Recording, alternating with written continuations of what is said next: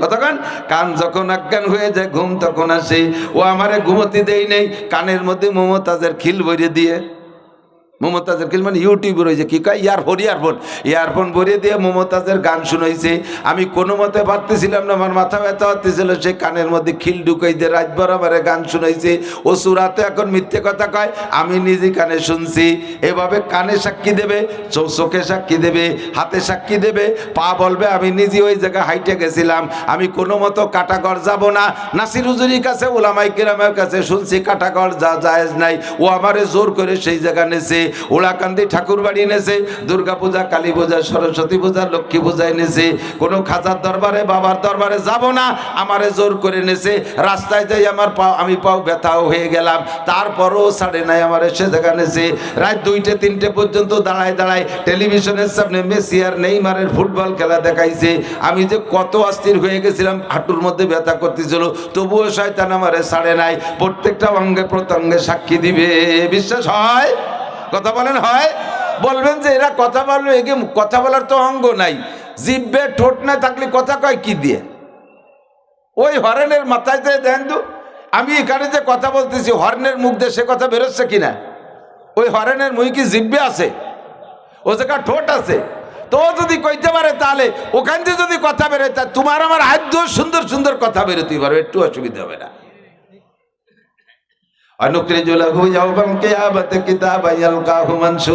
এরপরে সমস্ত অঙ্গ প্রত্যঙ্গরে ব্রেক করে দিয়ে আবার জবান খুলে দিয়ে বলবে, এই এরা কি সত্যি কথা কয় না মিথ্যে কথা কয়? তখন আবার বলবেন, আল্লাহ এরা সব আমার বিপক্ষে, যা কিছু করছি সব ওকে খুশি করার জন্যই করছি। চোখে কিছু দেখলে চোখের ভালো লাগতো, তাই চোখ রেঁধে দেখাইছি। কানে কিছু শুনলে কানে তৃপ্তি পাবে, তাই কান রেঁধে শুনেছি। আজকে ধরলে স্পর্শ করলে হাতে মজা পায়, তাইতে হাতরে সেই জায়গা দিছি। পাও হাঁটি যে সে জায়গা আমাকে সবাই যে গোষ্ঠী শুদ্ধ উপকার করছে, আমাকে খেদমত করছে, পাউরে সে জায়গা দিছি। এই সবাই যখন আমার বিপক্ষে বলছে, আমি বলবো এরা সবাই মিথ্যে কথা বলতেছে। আল্লাহ পাক তখন বলবে, মিথ্যে কথা? এবার দেখতে তো দলিল দেয়, ইকরা কিতাবাকা, খাতা কলম দেখ, খুলিয়ে দেখ, আছে দেখ, ইকরা পড়, কিতাবাকা তোর আমল নামা, কাফা বিনাফসিকা আল-ইয়াওমা আলাইকা হাসিবা। আমি তোর সাথে মৌখিক ঝগড়া করব না, তোর আমল নামাই তোর জন্য যথেষ্ট।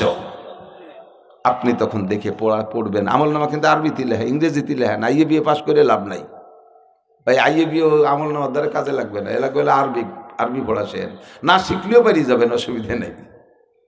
আরবিতে লেখা আপনি দেখে বলবেন, কি বলবেন জানেন? সূরা কাহাফের মধ্যে আল্লাহ তাও কয়ে দিয়েছে, লা ইউগাদিরু সাগীরাতান ওয়ালা কাবীরাতান ইল্লা আহসাহা ওয়া ওয়াজাদু মা আমিলু হাযিরা ওয়ালা ইয়াযলিমু রাব্বুকা আহাদা। আল্লাহু আকবার। আপনি দেখে বলবেন, ওরে রাস্তায় চলাফেরা করে উদ্দেশ্যবিহীন চলাফেরা, এটা হলো পাগল। হুঁশিয়ার জ্ঞানী বুদ্ধিমান মানুষ যারা, তারা উদ্দেশ্যবিহীন কোনো কাজ করে না। প্রত্যেকটা কাজের পিছনে এক একটা আশা থাকে, উদ্দেশ্য থাকে। ছেলেমেয়ের পিছনে পয়সা খরচ করে উদ্দেশ্য লেখাপড়া শিখে তারা উচ্চশিক্ষায় শিক্ষিত হবে, কর্মজীবী হবে, ভালো ইনকাম করবে। একসময় আমি অসহায় হয়ে যাব, অকর্মা হয়ে যাব, সে সময় তারা আমাকে দেখভাল করবে। ক্ষেত খামারে বীজ বপন করেন, চাষবাস করেন, উদ্দেশ্য আছে, ফসল হবে ইনশাআল্লাহ, কেটে আনবো, বিক্রি করব, খাবো ইত্যাদি। যে কাজই করি না কেন, প্রত্যেকটা কাজের পিছনে উদ্দেশ্য থাকে।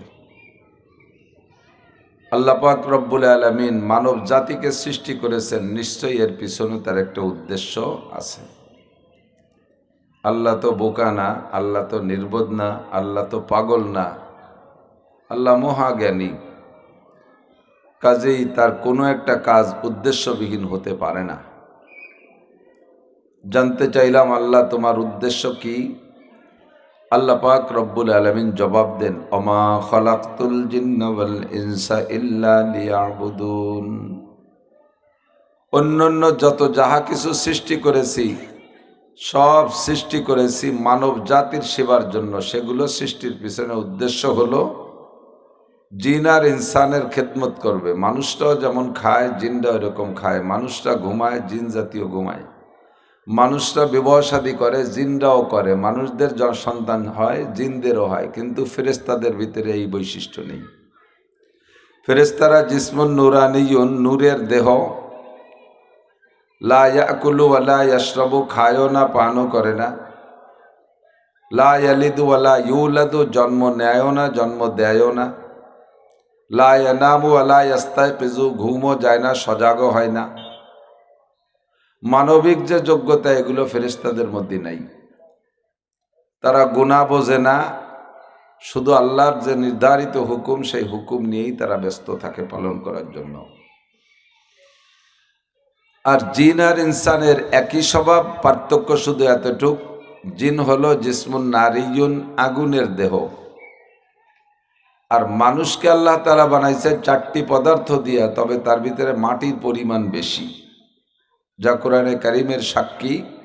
মানুষ যখন আমরা দাফন করি, মাটি দেই, তখন দোয়া পড়ি কি, মিনহা খলাকনাকুম, পড়েন না, মিনহা খলাকনাকুম। হা মানে তাহা থেকে, মিনহা মানে তাহা থেকে, তাহা মানে মাটি, এখানে তাহার উদ্দেশ্য কি, মাটি। মিনহা খলাকনাকুম, তোমাদেরকে বানাইছি মাটি দিয়ে। বাকি শুধু মাটি না, মানুষের দেহের মধ্যে 4টি পদার্থ আছে। আবুয়া তেশকা কোবাদো বান্দান, আবুয়া তেশকা কোবাদো বান্দান, বা মানো তো মুর্দা বা হক জিন্দান। 4টি মরা জিনিস, আমরা দেখতে মরা দেখি, বাকি তারাও মরা না। চার জিন্দাকে একত্রিত করে আল্লাহ একটা প্রাণী বানাইছে, তার নাম মানুষ। আগুন, পানি, মাটি, বাতাস। এমনি আগুনের কোনো জান নাই, আগুনের সাথে কথা বলা যায় না, সে তার ইচ্ছা মতো চলাফেরা করতে পারে না, ইচ্ছা মতো জ্বলতে পারে না, ইচ্ছা মতো নিভতে পারে না, জ্বালাইলে জ্বলে, নিভাইলে নেবে। এটা একটা মরা মানুষের, এটা মৃত্যু পদার্থের আলামত। মাটিরও একই অবস্থা, পায়ের নিচে রয়েছে, ইচ্ছা মতো সে এক জায়গা থেকে এক জায়গায় স্থানান্তরিত হতে পারে না, কথা বলতে পারে না, প্রতিবাদ করতে পারে না, সপক্ষে বলতে পারে না। এটাও একটা মৃতের প্রমাণ। পানিও তাই, বাতাসও তাই। আমরা দেখি 4টে মরা, বাকি আল্লাহ পাক বলেন আবওয়া তেশকা কোবাদো বান্দান, বা মানো তু মুর্দা বা হক জিন্দান। আমাদের নজরে এরা মরা, বাকি এরা আল্লাহর নজরে জিন্দা। এই 4 জিন্দাকে একত্রিত করে আল্লাহ তাআলা একটা প্রাণী তৈরি করেছেন, তার নাম মানুষ। মানুষের দেহের মধ্যে মাটি আছে, আগুন আছে, তার প্রমাণ শরীরটা গরম, আগুন ছাড়া তো গরম হয় না। পানি তো আছেই, তা তো বুঝি, বাতাস তো আসেই, যাইতেছে আসতেছে। 4 পদার্থ দিয়ে আল্লাহ তাআলা মানুষ বানাইছে। তো জিন আর ইনসান বাদে আর বাকি যত সৃষ্টি করেছেন, সমস্ত সৃষ্টিকে সৃষ্টি করার উদ্দেশ্য হলো এই 2 জাতির সেবা খেদমত করবে। সূর্যটা মানুষের সেবা করে, চন্দ্রটা মানুষের খেদমত করে, আসমান মানুষের সেবায় নিয়োজিত, জমিনটা মানুষের সেবায় নিয়োজিত, পানি মানুষের খেদমতের জন্য, বাতাস মানুষের খেদমতের জন্য, যত প্রাণী আছে সমস্ত প্রাণী মানুষের সেবা খেদমতের জন্য সৃষ্টি। ওদের সৃষ্টির পিছনে উদ্দেশ্য হলো মানুষের সেবা করবে। আর মানুষ আর জিনদের থেকে সৃষ্টি উদ্দেশ্য হলো এই 2টাকে সৃষ্টি করে উদ্দেশ্য হলো, আল্লাহ পাক বলেন অমা খলাকতুল জিন্না ওয়াল ইনসা ইল্লা লিয়াবুদুন। জিন আর ইনসানকে সৃষ্টি করেছি কেবলমাত্র একমাত্র আমার ইবাদতেরই জন্য। অনেক জানা কথা, অনেক পুরাতন কথা, বহুবার শুনেছেন, কতবার শুনছেন তা মনে নাই, এতবার আবারও আজকে সেই আয়াত পড়ছি। এর মধ্যে একটু ঢুকবো, দেখি এর মধ্যে কি কয়। ডেলি হুজুররাই এক আয়াত পড়ে ওয়াজ করে, কেন ঘটনা কি, ওর মধ্যে কি আছে? শর্ত হলো ওয়াজের ভিতরে বসে বসে বাদাম চানাচুর খাওয়া যাবে না। এই স্বভাবটা সারা বাংলাদেশের শ্রোতাকে কে যে দিল, শিখাইলো, এইটি তো কোনোদিন আমরা ওয়াজের মধ্যে কইনি যে ওয়াজে আসার সময় 1 প্যাকেট বাদাম কিনে নিয়ে আইছেন, এ তো আনতে কইনি, তা আনে কে? যা শিখাই দেয় তা করবে না, যা কইনে তাই তার বরামল। শিক্ষিত জ্ঞানী বুদ্ধিমান যদি হয়ে থাকেন তাহলে বাদাম খাবেন না, আর মূর্খ শিক্ষিত বুকা শুকাওয়ালি খাই যান, যা করেন পাগলের মধ্যে দোষ নেই। এবার দেই কেটা কেটা খায়, বুদ্ধিমান কেটা একটু দিয়ে নেই। সম্পূর্ণ আদবের খেলাফ। কোরআনে কারিমের ভিতরে আল্লাহ পাক বলেন ওয়াইদা কুরিআল কুরআনু ফাসতামিউ লাহু ওয়া আনসিতু। যখন কোরআন শরীফ রিডিং তেলাওয়াত করা হবে আপনার কানে আসবে, কেউ তেলাওয়াত করতেছে আর আপনার কানে আসছে, ফাসতামিউ, অন্তরের কান লাগায় শুনতে হবে।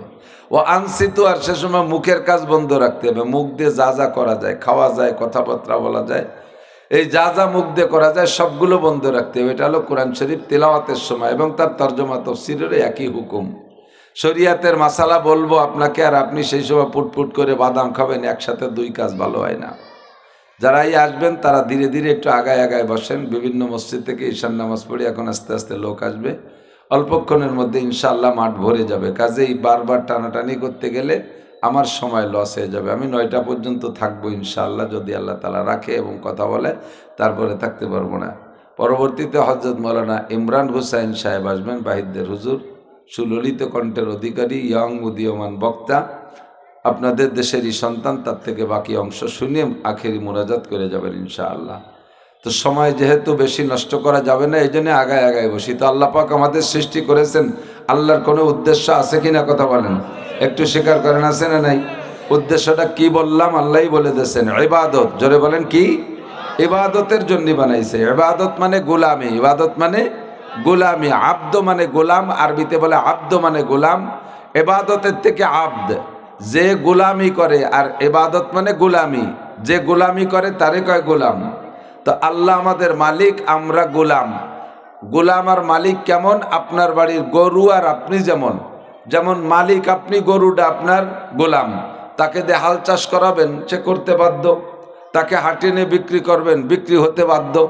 কোনো গরু কি আজও পর্যন্ত বেচার সময় প্রতিবাদ করছে, মিয়া তোমার নিজের একটা সাল মাই তো বেচলে না, খালি আমাকে কয় মাই ভুতিরে বেচো কে? এই বলে কি গরুতে প্রতিবাদ করতে পারছে? অনেক সময় গ্যারেস্টের সাথে সম্পর্ক হয়ে যায় গরুর, প্রাণীর হয়, ছাগলেরও হয়। বিক্রি করতে গেলে কান্দে, চোখ থেকে পানি পড়ে, দেখছেন না? বিক্রি করতে গেলে কান্দে, কিন্তু তার কান্না তো আমি শুনি না। তার কান্না আমি চোখ দিয়ে পানি পড়তেছে দেখি, কিন্তু সেটা আমি গ্রহণ করি না। আমার বেচার দরকার, টাকার দরকার, বেশি টাকা নিয়ে আসি, ঠিক কিনা?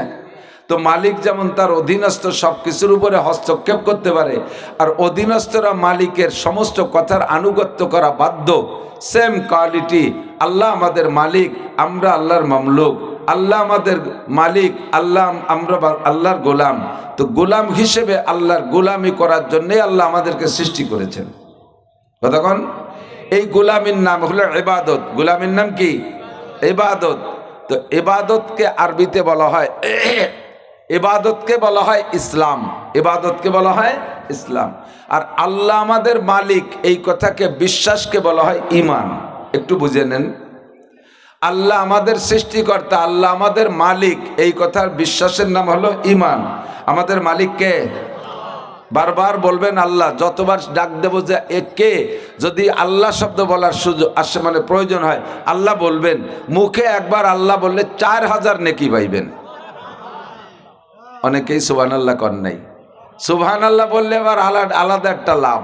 সুবহানাল্লাহ বলার সাথে সাথে জান্নাতের মধ্যে বিশাল একটা ফলদার গাছ লাগানো হয়ে যাবে। দুনিয়ায় বসে আপনি জান্নাতের মধ্যে গাছ লাগাইবেন। তো আল্লাহ আমাদের সৃষ্টিকর্তা। সৃষ্টিকর্তা কে? পালনকর্তা কে? রিজিকদাতা কে? বাঁচানোওয়ালা কে? আইনদাতা কে? বিধানদাতা কে? জগতের মালিক কে? যতবার আল্লাহ বললেন 4000 করে নেকি বলেন। এটা কি অন্তর থেকে বলেছেন? তো সত্যি মালিক কে? আল্লাহ। কুলিল্লাহুম্মা মালিকাল মুলক, জগতের মালিক কে? আল্লাহ। তুতিল মুলকা মান তাশা। কিছুক্ষণের জন্য আল্লাহ পাক রব্বুল আলামিন আঞ্চলিকভাবে প্রতিনিধি সেট করে, প্রতিনিধি সেট করে, কিছুক্ষণের জন্য মালিক বানায় দেয়। জমির প্রতিনিধি, ওয়ার্ডের প্রতিনিধি, বাড়ির প্রতিনিধি, ইউনিয়নের প্রতিনিধি, থানার প্রতিনিধি, সিটের প্রতিনিধি, দেশের প্রতিনিধি। মূল মালিক হলো আল্লাহ। ইয়ামানুত চাঁদে রোজা নজদে মাস্ত দর হাকিকত মালিকে হর শাই খুদাস। যা কিছু আমরা নাড়াচাড়া করি আমাদের মনে করে, মূল মালিক আল্লাহ। আমাদের হাতে কিছুক্ষণের জন্য পরিচর্যা, এ নাড়াচাড়া করার জন্য দায়িত্ব দিয়েছে। এ যদি আমারই হতো, তাহলে আমি যখন কবরে যাইতাম সবই আমি নিয়ে যাইতাম। কতক্ষণ? আমরা আছি, মানুষ আছি একটা মিথ্যে কথার উপরে। আমার বাড়ি যখন দাদা বসবাস করতো, কেউ জিজ্ঞেস করতো আমার দাদার, আব্দুল কাদের মজুমদারকে, যা মজুমদার এ বাড়ির বাড়ি কার? আমার দাদা কয় বাড়ি আমার। কিছুদিন দাদা আমার করতে করতে চলে গেছে। তো যদি সত্যি বাড়ি দাদার হইতো, তাহলে দাদাও যেখানে গেছে বাড়িও সেখানে যাইতো। জাগার বাড়ি জাগায় রয়েছে, দাদা চলে গেছে, তাহলে একদিন পর্যন্ত দাদা সত্যি কথা কইছে না মিথ্যে কথা কইছে? দাদা মিথ্যে কথা কতি কতি মরছে। এরপরে আব্বা আসলো, আব্বারে জিজ্ঞেস করে বাড়ি কার? আব্বা কয় বাড়ি আমার। আব্বাও চলে গেছে, বাড়ির জায়গায় বাড়ি রয়ে গেছে। তাহলে আব্বাও মিথ্যে কথা কতি কতি মরছে। আপাতত মিথ্যে কথার মধ্যে আছে আমি। আমারে জিজ্ঞেস করে বাড়ি কার? আমি কই বাড়ি আমার। তাহলে এটা সম্পূর্ণ মিথ্যের উপরে চলতেছে। আমরা সবাই মিথ্যেবাদী, কথা কর না কে? আমার কি যা আমি সাথে নিয়ে যেতে পারবো ওইটাই আমার, ওইটাই আমার। এ দুনিয়ার মালিক কে? আল্লাহ। আমার কিচ্ছুই না ভাই, একটু ঠান্ডা মাথায় বোঝেন, আমার কিছুই না। কিভাবে যে আল্লাহ তাআলা দুনিয়া সৃষ্টি করছে আর মানুষকে এর মধ্যে বানাইয়া একটা আকর্ষণ তৈরি করে দিয়েছে, মানুষ আসল যে আমার যে জিনিস সেই জিনিসকে চরমভাবে ভুলে গেছে। এজন্য আল্লাহ পাক বড় আক্ষেপের সাথে বলে, কদ আফলাহা মান তাযাক্কা ওয়া যাকারা ইসমা রাব্বিহি ফাসাল্লা বাল তুসিরুনাল হায়াতাদ দুনিয়া ওয়াল আখিরাতু খায়রুন ওয়া আবকা। ক্ষুদ্র নগণ্য দুনিয়াকে প্রাধান্য দিয়ে চলছো, এইটাকে তোমার মনে করতেছো, অথচ ওয়াল আখিরাতু খায়রুন ওয়া আবকা। আখিরাতকে প্রাধান্য দেওয়া দরকার ছিল, যে আখিরাত হাজার হাজার কোটি কোটি গুণ ভালো। খয়ের মানে সবচেয়ে ভালো, ও আবকা মানে চিরস্থায়ী। দুনিয়া ক্ষণস্থায়ী, কিছুক্ষণের জন্য। এ দুনিয়াও থাকে না, দুনিয়ার মধ্যে যারা আসে তারাও থাকে না, দুনিয়াও থাকবে না, দুনিয়ার মধ্যে যারা আসে তারাও থাকে না। আর আখিরাত চিরস্থায়ী, ওর কোনো শেষ নাই, শুরু আছে তো শেষ নাই। ওই আখিরাতকে ভুলে গেছি আর তার উপরে দুনিয়াকে প্রাধান্য দিছি। যতই ওয়াজ করি কথা কানে ঢোকে না, কোনোভাবে ঢোকে না। আমার জায়গা, আমার জমি, আমার ঘর, আমার বাড়ি, আমার পদ, আমার পদবি, আমার মর্যাদা, আমার সবকিছু আমার করতে করতে শেষ হয়ে গেল, ঠিক না? সবকিছুর মালিক কে? আল্লাহ। তাহলে এই জমিনের মালিকও কে? বাংলাদেশের মালিক কে? আপনাদের এই এমপি সিটের মালিক কে? যদি আল্লাহই হয় স্বীকার করেন, তাহলে এর উপরে হুকুমত চলবে কার? আইন চলবে কার? সংবিধান চলবে কার? মানুষের করে সংবিধান চলবে, ঠিক না? আল্লাহ। রাজনীতি না কিন্তু ভাই, মেল না। আর রাজনীতি করবোই না কেন? আমার তো প্রায় 30 বছর হইতে যাচ্ছে ওয়াজের মাঠে। এই পর্যন্ত কত নির্বাচন তো দেখলাম, মেম্বারি নির্বাচন, চেয়ারম্যান নির্বাচন, উপজেলা নির্বাচন, এমপি নির্বাচন, প্রেসিডেন্ট নির্বাচন, বহু নির্বাচন গেছে। তো হাজারের উপরে মাহফিলি সমকালীন প্রার্থীরা আইসা আমাদেরকে একটু সরাই দিয়া কিছুক্ষণের জন্য ওটা ভোট চাই। দেখছেন না মাহফিলি? আজও হয়তো আমাদের এসিটের প্রার্থী আসতে পারে, তা আসবে, ভোট চাবে ওনরা। আমাদের ওয়াজের মাঠে আইসা রাজনৈতিক নেতারা দুনিয়ার রাজনীতির জন্য ভোট চাবে, তার জন্য আমাকে সুযোগ দিতে হবে। আমরা হুজুররা এতদিন ভোট চাইনি। এবার আমরা কোনো মাহফিলে যে যদি ভোটের কথা কই, সাথে সাথে সেই সব নেতারাই সেই দলের মানুষকে, হুজুর হুজুর এটা কিন্তু ওয়াজের মাঠ, এটা রাজনীতি করার জায়গা না। অথচ একদিন উনরা করছে রাজনীতি, তাতে দোষ নেই। এখন আমরা ভোট চাইলে রাজনীতি হয়ে গেল। আবার তুমিনুনা বিবাযিল কিতাব ওয়া তাকফুরুনা বিবায। আল্লাহ বলেন তোমার এ স্বভাব কে, যে যখন তোমার পক্ষে বলে সেই সময় তুমি নারায় তাকবীর, আর যখন সেই কথাটা বিপক্ষে বলে সেই সময় তুমি হুজুরের পর বোমা মারা শুরু করে দাও। এ স্বভাব কে? জগতের মালিক কে? রাজনীতি করবে কে? আল্লাহ। সংবিধান চলবে কার? আল্লাহর সংবিধান চলবে। আর আল্লাহর সংবিধানের ভিতরে শান্তি, মানব রচিত সংবিধানের মধ্যে কোনো শান্তি, একটু বলবেন না শান্তি? আমরা তো দেখতেছি যে যতটুক বয়স পাইছেন সে ততটুকের মধ্যে কত রাজা বাচ্চা পরিবর্তন হতে দেখলেন না?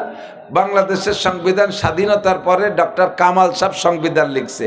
ডক্টর কামাল সাহেব হাটাজারি মাদ্রাসা সাইকুল্লাদিস না, পটিয়া, বাবুনগর, জিরি, নাজিরাট, লালবাগ, মালিবাগ, যাত্রাবাড়ি, গহরডাঙ্গা মাদ্রাসার মুহাদ্দিসরা, দারুল উলুম দেওবন্দের থেকে পড়ে আসে নাই, মদিনা ভার্সিটি থেকে পড়ে নাই। উনি ডক্টর, উনি জেনারেল ডক্টর। কোরআন হাদিস সম্পর্কে ওনার মূল ধারণা নেই, হয়তো বেশি সুরকিরা 2 সাইডে জানতে পারে, তাই যে কোনো মতে ঘষি মেজে নামাজটা পড়া যেতে পারে। তার চেয়ে বেশি গভীরে উনি জানেন না। কাজে উনি যে সংবিধান রচনা করেছেন বাংলাদেশের জন্য, এটা কোরআন সুন্নাহ সম্মত নয়, এটা আল্লাহ রসুল সম্মত নয়, এটা ইসলামী সংবিধান নয়। আর আগেই স্বীকার করেছি, জগৎ আল্লাহর, জমিন আল্লাহর, রাষ্ট্র আল্লাহর, চলবে এর ভিতরে হুকুমত চলবে আল্লাহর, আইন চলবে আল্লাহর, সংবিধান চলবে আল্লাহর। জোরে বলেন কার? যদি আল্লাহর সংবিধান চলতে হয় তাহলে মানব রচিত সংবিধান বন্ধ করে দিতে হবে, ঠিক না? যদি কেউ বলে দেশে ইসলামী শরিয়া আইন চলা সম্ভব নয়, তাহলে বুঝবেন যে ওই লোকটা ইমানদার নয়। ওই লোকটা কি নয়? যতই নামাজ পড়লেন কিচ্ছু হবে না, ইমান বেরোয় যাওয়ার জন্য মেলা কিছু লাগে না। মাঝে মাঝে একটা উদাহরণ দিয়ে এদিক তাকান, ওই যে বাজারে দেন গে, এই যে মেলা মেলছে, পোলা বেলুন আনছে না, বেলুন পোলা মানে বেলুন কিনতেছে, বেলুনের একটা মূল বডি আছে, সেটা হলো চিমটে করা, পরে হাওয়া দিলে ভুলে বড় হয়। তো এক এক প্রকারের বেলুনের এক এক ধরনের ধারণ ক্ষমতা। এত বড় যে বেলুনটা হয় ওর ভিতরে একটা ধারণ ক্ষমতা আছে। ওই বেলুনটারে পরিপূর্ণ হাওয়া দিলে মুখের কাছে আর চিমটে থাকে না, সম্পূর্ণ গোল হয়ে যায়। যদি হাওয়া কম থাকে পিছন দিয়ে একটু হুলে ওঠে, মুহিদের একটু চিমটে থেকে যায়, ঠিক না? তো পুরো বেলুনটারে হাওয়া দিয়ে ভুলে বেলাইয়া মুখটারে বাঁধতে দিয়েছেন। এখন বেলুনটা সুন্দর গোল আছে। এই বেলুনটা পুরো গোল থাকার জন্য ভিতরে কিন্তু হাওয়া সব থাকতে হবে। যদি কম থেকে যায় সে জায়গা একটু চিমটে থেকে যায়, চিটে থেকে যায় না, চিটে থেকে। এখন এই বেলুনটারে হাওয়া বড় করে ফুলে রাখার জন্য হাওয়া সবটুক লাগে, তাই দিয়ে ঢুকিয়ে রাখছেন। এখন এই বেলুনটারে এক কোনায় দিয়ে সুই দিয়ে যদি একটু হুটোইয়ে দেন, এক জায়গায় সুইর মাথা বা একটা কাঁটায় দিয়ে একটু ফুটোইয়ে দেন, কাঁটায় তো আর এতখানি ছেড়ে না, কাঁটার ফুটো, সুইর মাথার ফুটো, চিক্কুন একটা ফুটো হয় না? হ্যাঁ, তাহলে এবার যতটুক ফুটো করছেন বেলুনের থেকে বাতাস কি ওয়াটটুক বেরোয়? বুঝতে পারিনি, কটটুক বেরোয়? কে সবটুক বেরোবে? কে সারা গাদি ভালো রয়েছে, সারা গা ভালো আছে, তাহলে ভালো জায়গার বাতাস ভালো জায়গা থাকবে। যে জায়গা ফুটো হচ্ছে ওই জায়গায় দিয়ে একটু বেরোবে, উচিত ছেলে তো তাই, কিন্তু তাকি বেরোয় না, সবটুক বেরোয় যায়। এক জায়গায় একটু হুটলি হুশ করে সারা গার বেলুন বাতাস বেরোয় চলে যায়, ঠিক না? আপনার ইসলাম ইমানের ব্লাডার, ইমানের বেলুনের সারাগা ভালো আছে, নামাজ আছে, রোজা আছে, হজ আছে, জাকাত আছে, ফরজ আছে, ওয়াজিব আছে, জিকির আছে, ফিকির আছে, তিলাওয়াত আছে, তবলিগ আছে, সরমনাই আছে, মসজিদ আছে, মাদ্রাসা আছে, তাহাজ্জুদ আছে, ইশরাক আছে, আবিন আছে, সাস্ত আছে, জাকাত আছে, পেঁয়াজের জাকাত, পাটের জাকাত, ধানের জাকাত, সব দিয়ে ব্লাডার হুললু আছে। এক জায়গা ছোট্ট একটা হুটোরে দিয়েছেন, এই দেশে ইসলামী হুকুমত চলে না, এই দেশে কোরআন সুন্নাহর আইন চলে না। এই কথাটা বলার সাথে সাথে বেলুন ফুটো হয়ে গেছে, সব ওই জায়গাতে হুশ করে বাড়ি চলে গেছে। কয় যে আমি এত জানলাম 10টা হজ করছি, ও হজ হইতে ফুট করে বাড়ি চলে গেছে। আমি যে এবার কত কম্বল দিলাম সামনে নির্বাচন উপলক্ষে, কত কম্বল, ও কম্বলের দলা বলায় বাড়ি চলে গেছে ফুটোই দিয়ে। মনে রেখে, এই জন্য নবী পাক বলেন, আকলিস দীনাকা ইয়াকফিকাল আমালুল কলিল, তোমার ইমানকে খাঁটি করো, অল্প আমলই নাজাতের জন্য যথেষ্ট হইবে। সম্ভব, শতভাগ সম্ভব। বাংলাদেশে যে দলই করুক, আমি লিগেলারে পরামর্শ দিছি যতদিন ছিল, খাই নাই আমার পরামর্শ। এর আগে বিএনপি এলারও পরামর্শ দিছি, খাই নাই। এখনো ওই দুই দল রেই দে, হুজুরকে দল আম্মা বাদ, হুজুরকে দল বাদ দিলাম। যেই দলই এই দেশে কোরআন সুন্নাহর আইন বাস্তবায়ন করতে ইচ্ছা করবে, করবে তো আমাকে মসজিদে, কথা কন না কেন? কোরআনের আইন, হাদিসের আইন বাস্তবায়ন করবে আমরা জনগণ, আমাদের মসজিদে না? আমরা কি কোরআন সুন্নাহর আইন খাইতে রাজি আছি? কথা কয় না। কোরআন সুন্নাহর আইন মানতে রাজি আছি, এরপর চলতে রাজি আছি। কোরআনের আইন, ইসলামী স্টেট যদি কায়েম হয়, তাহলে কোর্ট কাছারিতে মামলা থাকবে না। আল্লাহর ফজলে দেশের সম্পদে দেশের মানুষ খেয়ে থাকতে পারবে না।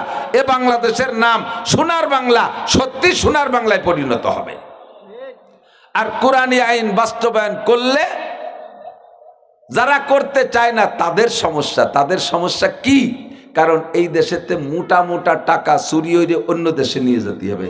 আর চুরি হইলে যদি ধরা পড়ে যায় তা হাত কাটিয়ে দেবে, তো বড় বড় নেতারা হাত কাটা খাবে। এই জন্য কয় না, ও আইন বাস্তবায়ন করা যায় না, আমাকে কিছু চুরি হতে দাও, তোমরা হাত কাটাকাটির মধ্যে যাইও না। এই জন্যে জিনা করলে ধরা পড়লে পাথর মারিয়ে শেষ করে দিতে হবে। দেখা যাবে যে ওই বড় বড় নেতাকে পোলা বান্ডি আকাম কুকাম করে ধরা পড়তেছে, আর নেতার ছেলেরা পাথর মারিয়ে মারিয়ে ফেললি তো সহ্য করতে পারবে না। এই জন্য বাবা ও আইন বাদ দাও, আমার সাল আগে কিছু আকাম করতে দাও, এছাড়া আর কি। আল্লাহ পাক রব্বুল আলামিন আমাদেরকে, তারা দাঁড়িয়েছেন, বসবেন, বসেন বসেন, বেশিক্ষণ আমি কষ্ট দেব না, অল্প কিছু কথা বলে চলে যাবো ইনশাআল্লাহ। মুফতি ইমরান সাহেব চলে আসতেছে। আল্লাহ পাক রব্বুল আলামিন আমাদের কাছে দুইটা দাবি, একটা হলো ঈমান আর একটা হলো ইসলাম। একটু পড়ে নেই। এক নম্বরে ঈমান, এক নম্বরে বলেন, এক নম্বরে ঈমান, দুই নম্বরে ইসলাম। ঈমান কাকে বলে? ইযআন বিল কলব ওয়া ইকরার বিল লিসান, অন্তরে বিশ্বাস করা সাতটা কথা। খেয়াল করেন, অন্তরে বিশ্বাস করা সাতটা কথা, আর ওই সাতটা কথাকে জবানে স্বীকার করা। অন্তরে বিশ্বাস করার সাথে জবানে স্বীকার করা। শুধু অন্তরে বিশ্বাস করলে মুমিন হতে পারবেন না, জবানে স্বীকৃতি দিতে হবে, স্বীকার করতে হবে। জীবনে হয়তো পড়তেও পারেন, নাও পড়তে পারেন, পড়লেও যখন পড়ছেন তখন বোঝেন নাই, শিশুকালে ছোটবেলায় মক্তবে যে মসজিদে যে একটু পড়তে পারেন, এরপরে আর তা মুখমস্ক করেন নাই। কাজেই ওই কলেমাটা সাবালেগ হওয়ার পরে, নাবালেগ থাকলে পড়লে হবে না, সাবালেগ হওয়ার পরে পড়তে হবে, অন্তর দিয়ে কথাগুলোকে মানতে হবে। আমার সাথে একবার পড়ে নিলে আপনার ফরজটা আদায় হয়ে যাবে। একবার পড়ি, আমানতু বিল্লাহি ওয়া মালাইকাতিহি ওয়া কুতুবিহি ওয়া রুসুলিহি ওয়াল ইয়াউমিল আখিরি ওয়াল কদরি খায়রিহি ওয়া শাররিহি মিনাল্লাহি তাআলা ওয়াল বাসি বাদাল মাউত। পড়ছেন তো সবাই? ফরজ আদায় হয়ে গেছে। এবার এর সাথে বিশ্বাস সেট করেন। কথা কি বললেন? আমানতু বিল্লাহি, আমি বিশ্বাস করি আল্লাহ আছে। একটু বলেন আছে, সত্যি বলেন আছে। আমানতু বিল্লাহ ওয়া মালাইকাতিহি, ফেরেশতা আছে, কিরামান কাতিবিনা ইয়ালামুনা মা তাফআলুন, সম্মানিত ফেরেশতারা দুই কাঁধে বসে লেখে। আল্লাহ পাক বলেন, মা ইয়ালফিজু মিন কাউলিন ইল্লা লাদাইহি রাকিবুন আতীদ। এনি ম্যান এভরিবডি, প্রত্যেকটা মানুষের সাথে গোয়েন্দা ফেরেশতা আছে, সিসি ক্যামেরা নিয়ে আছে, আরে অডিও ভিডিও ক্যামেরা নিয়ে আছে। তোমার হরকত সাকানাত, নাড়া চাড়া, উঠা বসা, প্রত্যেকটা কাজ ও কথা ওরা রেকর্ড করে এবং ভিডিও করে, তারিখ সহ, জায়গা সহ, অবস্থান সহ সব কিছু লেখা ভিডিও কইরা রাখে। কোন জায়গা? আল্লাহ পাক বলেন, ওয়াকুল্লা ইনসানিন আলজামনাহু তাইরাহু ফি উনুকিহি। প্রত্যেকটা মানুষের হায়াতের শেষ পর্যন্ত ফেরেশতারা এগুলো লেখে এবং জমা করে, আর অডিও ভিডিও কইরা সব বিশাল গাদা গাদা কাগজ তৈরি করে ফেলে, বিশাল বড় বড় কিতাব বানাইয়া ফেলে। এবার মানুষটার যখন মরণ হয়ে যায়, মৃত্যু হয়ে যায়, আল্লাহ পাকের কাছে সংশ্লিষ্ট দায়িত্বশীল ফেরেশতারা জিজ্ঞাসা করে, আল্লাহ এতদিন তোর সাথে ছিলাম, আমরাই ব্যাগে করে নিয়ে ঘুরে বয়ে বেড়াইছি, এখন তো সে চলে গেল, এই মালামাল রাখবো কোন জায়গায়? এই কিতাব, এই বাক্স কোথায় রাখবো? আল্লাহ পাক বলেন, ওর আমল নামার, ওর রূহের গলায় ঝুলাইয়া দাও, ওর রূহের গলায় ঝুলাইয়া দাও। ওয়াকুল্লা ইনসানিন আলজামনাহু তাইরাহু ফি উনুকিহি। ফেরেশতারা ওই রূহের গলায় সম্পূর্ণ কাগজ ঝুলাইয়া দেয়। এবার এগুলো কখন কোন কাজে লাগবে? আল্লাহ পাক বলেন, ওয়া নুখরিজু লাহু ইয়াওমাল কিয়ামাতি কিতাবান ইয়ালকাহু মানশুরা। হাসরের মাঠে যখন মানুষকে ডাইকা আল্লাহ পাক জিজ্ঞেস করবেন, এদিক লক্ষ্য করে আল্লাহর কসম জিজ্ঞাসা করবে। আবার কসম দে বলি, হয়তো খেয়াল করতেছেন না, অন্য ধান্দায় আছেন, আমার দিক তাকান। খোদার কসম আল্লাহ পাক জিজ্ঞাসা করবেন চারটি ইমিগ্রেশন। আমি আমার পরিভাষায় বলি চারটি ইমিগ্রেশন। এক নম্বর প্রশ্ন হবে আন উমরিহি ফিমা আফনা, দুই নম্বরে আন শাবাবিহি ফিমা আবলা, গোটা জীবনের হিসাব চাইবে এক নাম্বার, দুই নম্বরে যৌবনকালের হিসাব, তিন নম্বরে মালের হিসাব, মিন আইনা ইকতাসাবা ফিমা আনফাকা, কোত্থেকে এত টাকা কামাই করলে আর টাকাগুলো কোথায় খরচ করলে। দুইটি প্রশ্ন, এই মালের মধ্যে দুইটা প্রশ্ন।